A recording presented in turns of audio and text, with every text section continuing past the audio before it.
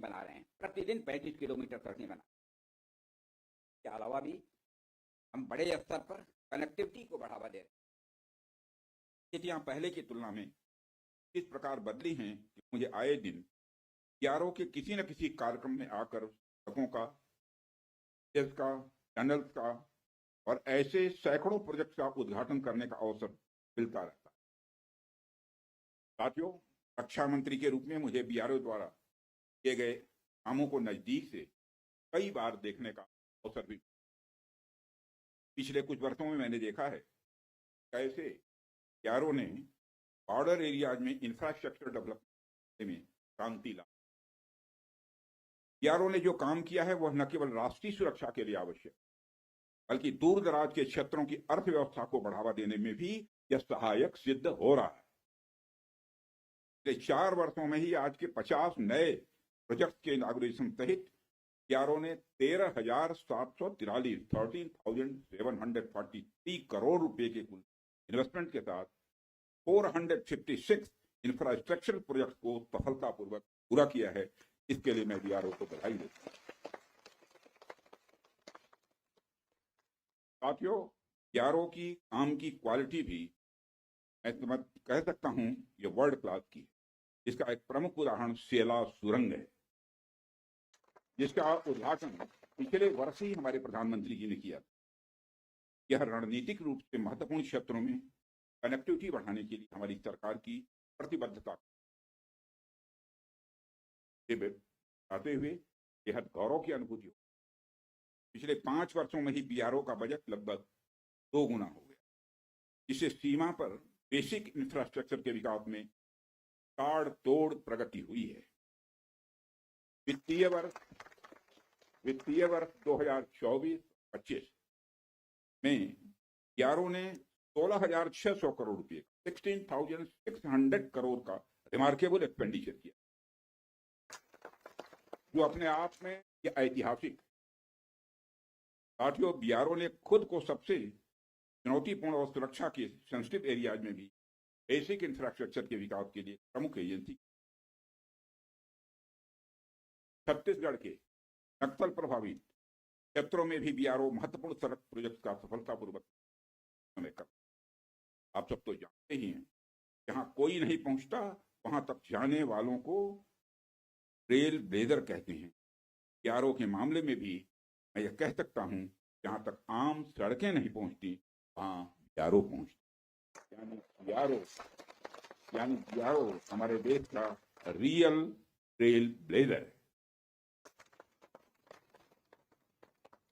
इस कठिन भौगोलिक ज्योग्राफिकल टेरेन जिसे बोलते हैं, में आप सब काम करते हैं। इन कठिन परिस्थितियों में आप सब अपने आप में ये बहुत ही प्रेरणास्पद है। हाई एल्टीट्यूड रीजन्स में एक्सट्रीम वेदर, लो ऑक्सीजन लेवल्स और बहुत ही कठिन काम करने की स्थिति आ रही। ऐसे में आप काम करते हैं। लद्दाख की बर्फीली ऊंचाइयों पर से लेकर अरुणाचल प्रदेश के बीहड़ भूभागों तक बीआरओ के जवान लास्ट माइल तक कनेक्टिविटी सुनिश्चित करने के लिए काम करते हैं।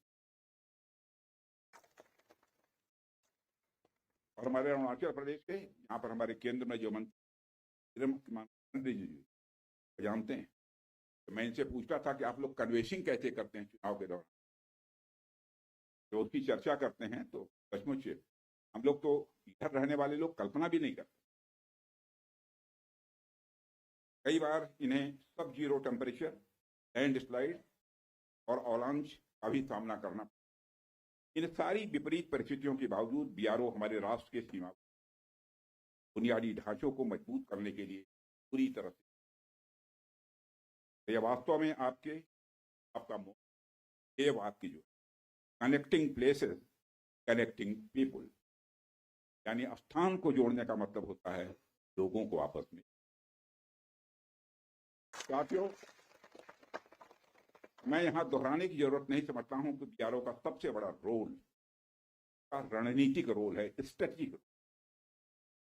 आज की जो परिस्थितियां हैं उसको ध्यान में रखते हुए यह रोल और भी महत्वपूर्ण हो जाता है। ऐसे में आपको यानी बीआरओ को हमेशा अपनी पूरी तैयारी आने वाले किसी भी इवेंट के लिए हमें तैयार रहना होगा और हमें यह सुनिश्चित करना होगा हमारी तैयारियां युद्ध स्तर की हो। और इसे मैं कुछ उदाहरणों के साथ आपको बताऊं। जैसे आप मान लीजिए कि आपके पास बेहद तेज गति से चलने वाला कोई व्हीकल है, कोई गाड़ी है, लेकिन उसकी स्पीड के हिसाब से कोई सड़क आपके पास नहीं है। ऐसे में फिर उस गाड़ी का कोई मतलब नहीं रह जाता।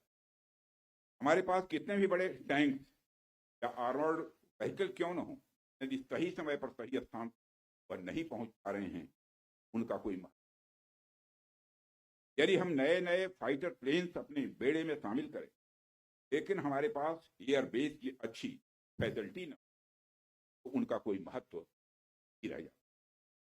हमें जब भी मॉडर्नाइजेशन की बात हम करते हैं, हम जब भी डेवलपमेंट एक्टिविटी, हम एक सर्टेन एजम्पशन के साथ ऐसा हमारे कुछ डिफाइंड पर्पसेस होते हैं जिनको ध्यान में रखकर कोई भी डेवलप, जैसे यदि हमारा कोई फाइटर प्लेन अपने बेस के अलावा सड़क पर उतरता है तो उसके सड़क पर उतरने मात्र की क्षमता कई गुना बढ़ जाती है, क्योंकि अब उसके पास बेस के साथ साथ सड़क के रूप में भी एक विकल्प मौजूद है। ऐसे में उस फाइटर प्लेन को अपनी हर छोटी मोटी जरूरत के बेस पर वापस नहीं, इसलिए हम हमारी आर्म फोर्सेस की हर जरूरत के लिए न्यू जनरेशन इंफ्रास्ट्रक्चर बिल्ड करें, यह समय की मांग है। पूरा विश्वास है कि बीआरओ इस आवश्यकता की रूप पूरी तरह। साथियों, एक रक्षा मंत्री के रूप में और उसके पहले एक गृह मंत्री के बीआरओ द्वारा निर्मित सड़कों पर यात्रा करने का कई बार कल अनुभव भी मिला। उन अनुभवों के आधार पर मैं यह कह सकता हूं, हाई क्वालिटी सड़क आप लोग बना, वह अद्भुत है। वह सड़कें इतनी सुंदर होती हैं कि भी आदमी कई बार अपनी। मैं तो देशवासियों से यह भी कहना चाहूंगा, यदि आपको बिना मंजिल की यात्रा का आनंद ले, लेकिन पर्वतीय क्षेत्रों में, मैं मैदानी क्षेत्रों की बात नहीं कर, पर्वतीय क्षेत्रों की बात, यदि आपको बिना मंजिल की यात्रा का आनंद लेना है और पर्वतीय क्षेत्रों में आप बीआरओ की बनाई हुई सड़कों पर निकल पड़िए, आपको जो आनंद आएगा आप कभी। और मैं यह सिर्फ कहने के लिए नहीं कह रहा हूं, बल्कि बहुत सोच समझ कह रहा हूं। जब भी आप बीआरओ द्वारा निर्मित सड़कों पर जाएंगे, जाहिर सी बात है आप सीमावर्ती इलाकों लोगों से मिलेंगे, बातचीत करेंगे, आप वहाँ कल्चर, वहाँ के अन्य जो परंपराएं हैं, प्रथाएं हैं, जानेंगे, और इससे कहीं ना कहीं आपको कैसी अनुभव मिलेगा कि आप जिंदगी याद रखें। और आप आज जब हम इस बड़े दिन का जश्न मना रहे हैं, ऐसे भविष्य का निर्माण करने, जहां हमारे सीमावर्ती इलाके, हर गांव, नागरिक अपॉर्चुनिटी या अवसर, सिक्योरिटी यानी सुरक्षा और प्रॉस्पेरिटी यानी समृद्धि से युक्त। आइए हम मिलकर एक ऐसे भारत के आगे बढ़े। साथियों, जहां इस देश के सबसे विकसित इलाके में और इस देश के सीमावर्ती इलाकों में कोई अंतर न हो, असल मायने तभी 2047 तक एक विकसित राष्ट्र। इसी आशा और विश्वास के साथ में अंत में फिर आप सभी को बीआरओ के स्थापना दिवस की ढेर सारी हृदय से बधाइयां देता हूं। आप सबका बहुत बहुत धन्यवाद। और आप एक बार बोलिए, भारत माता की।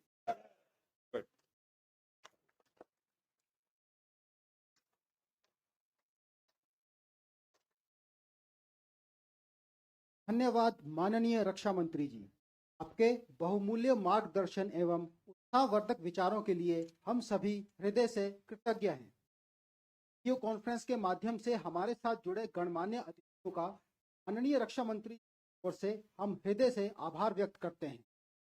मैं माननीय रक्षा मंत्री जी एवं अन्य गणमान्य अतिथि गणों से अनुरोध करता हूं